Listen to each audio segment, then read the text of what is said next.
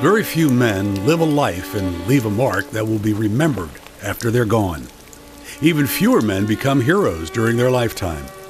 But to be remembered, even revered, nearly 200 years after they're gone, Daniel Boone was that kind of man.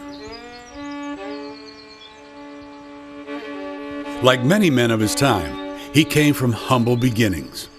Daniel's father, Squire Boone, was an English Quaker who came to America as a teenager. It was right here, on this piece of land, that his father and mother, Sarah, first built a log cabin on a stone foundation above a fresh-running spring. That foundation is the only original piece of his home that still remains here. The house was rebuilt, remodeled, and added on by several people who have lived here since. Daniel was born on November 2nd in 1734. He was the sixth of 11 children. He quickly came to love the wilderness he called home. In the summer months, he and his mother spent weeks grazing the family's cattle in the upper Ole Valley. There he spent most of his time hunting, learning skills that would serve him well as he grew into a man. He never attended school, but his older brother's wife taught him to read and write, and even sign his name. At the age of 13, he finally got his own rifle. He quickly became an expert marksman and began to supply the family table with fresh game to supplement their farming.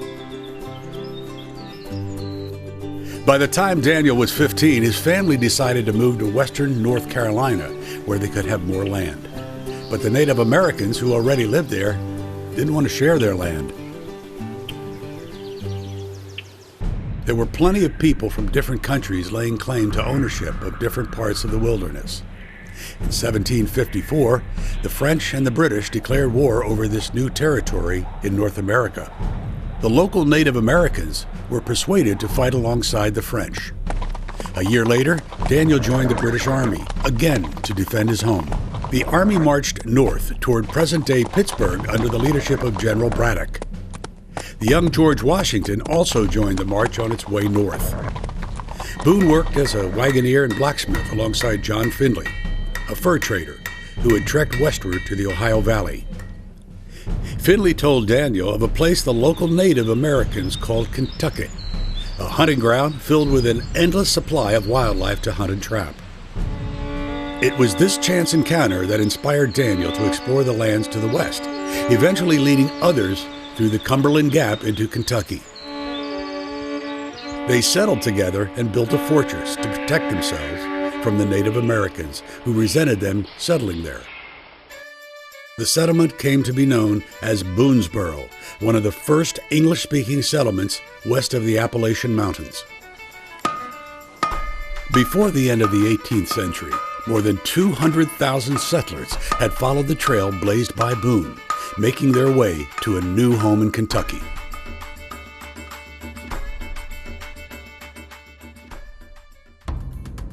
The only documented incident of Boone fighting during the American Revolution was at the Battle of Blue Licks in 1782, where a group of British soldiers and Native Americans attacked Boonesboro.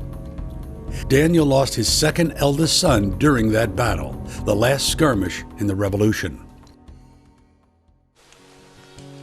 Not just an explorer, Daniel Boone was elected to represent Kentucky in the Virginia legislature in the late 1700s, and Virginia honored him with an appointment as lieutenant colonel of the state militia. His settlement of Kentucky and continued opening of the frontier is considered his greatest achievement.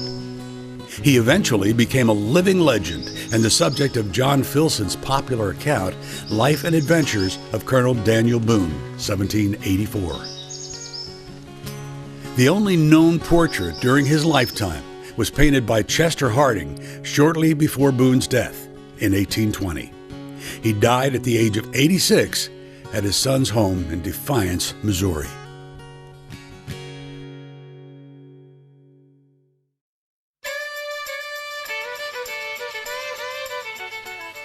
It's been nearly 300 years since the first one-room log cabin was built here by Daniel's father, Squire Boone. Since that time, several notable families, including the Mogridges and the DeTurks, have made their home here. The building known as the Boone House was started in 1730. The foundation below the portion of the house on the left was the original stone laid for the one-room log home. A large stone addition was built onto the log home around 1750. Several years later, the log house was rebuilt with stone. The smokehouse next to the main house was likely built in the late 1700s. It was used for smoking and storing meat for the family. The blacksmith shop dates back to 1769 and was similar to one that Daniel's father, Squire Boone, would have had on the property. It was moved to this historical site in 1947. The barn was built in the late 1700s by the DeTurk family, who lived here then. It is a typical Pennsylvania German-style bank barn with an overhanging forebay. The upper level of the barn was used for storing hay, straw, and grain. The bottom level of the barn was used for housing livestock and typically wagon storage. The Bertolet Bakehouse and Smokehouse were likely built in the late 1700s. They were moved to the homestead in 1968. The Bertolet log home was built in the Ole Valley in 1737. It is a prime example of an 18th century Pennsylvania German log home, possibly similar to the original Boone home built here. To prevent its destruction, it was moved to the site in 1968. It was later preserved to a more stable condition.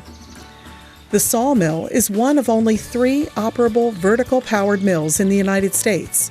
It was built in the late 18th or early 19th century by Daniel Bertolet.